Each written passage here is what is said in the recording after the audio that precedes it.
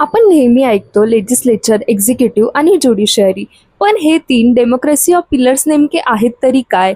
Government law बनवते, police implement करतात आणि कोर्ट जस्टिस देते. फक्त एवढंच आहे का? तर नाही.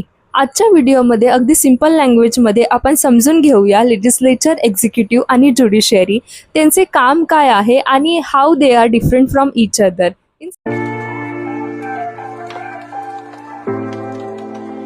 Hello everyone, I am advocate Mansi and welcome back to my channel. जर तुम्ही लॉ स्टुडंट असाल किंवा तुम्हाला इंडियन कॉन्स्टिट्यूशन आणि गव्हर्नमेंट सिस्टम अगदी बेसिकपासून समजून घ्यायचं असेल तर हा व्हिडिओ तुमच्यासाठी आहे. फर्स्ट पिलर आहे लेजिस्लेचर. सिंपल शब्दात सांगायचं झालं तर लेजिस्लेचर म्हणजे लॉ मेकिंग बॉडी, म्हणजेच कायदे बनवणारी संस्था.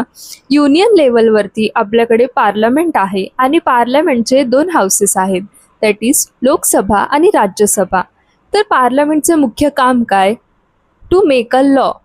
फॉर एक्झाम्पल, गव्हर्नमेंटला किंवा पार्लमेंटला वाटलं की एखाद्या नवीन सब्जेक्टवरती लॉ बनवण्याची गरज आहे, तर बिल इंट्रोड्यूस होतो.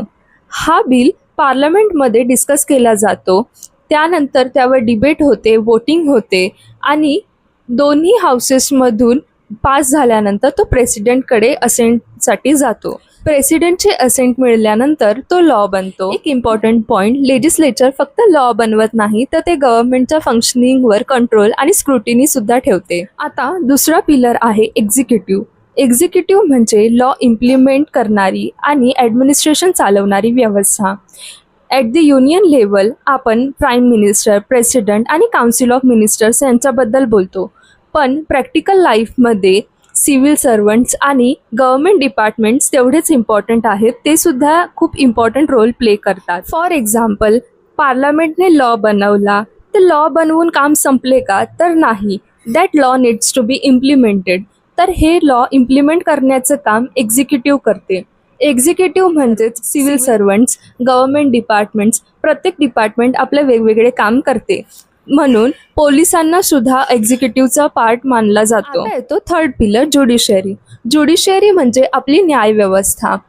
यामध्ये सुप्रीम कोर्ट, हाय कोर्ट्स आणि सबऑर्डिनेट कोर्ट्स येतात. ज्युडिशियरीचं मुख्य काम आहे डिस्प्यूट डिसाईड करणं, राईट्स प्रोटेक्ट करणं आणि जस्टिस देणं. फॉर एक्झाम्पल, समजा दोन व्यक्तींमध्ये प्रॉपर्टी डिस्प्यूट झाला किंवा एखाद्या व्यक्तीचा फंडामेंटल राईट व्हायलेट झाला तर तो कोर्टाची मदत घेऊ शकतो. कोर्ट फॅक्ट्स आणि लॉ एक्झामिन करून न्याय देते. आणखी एक इम्पॉर्टंट फंक्शन म्हणजे ज्युडिशियल रिव्ह्यू.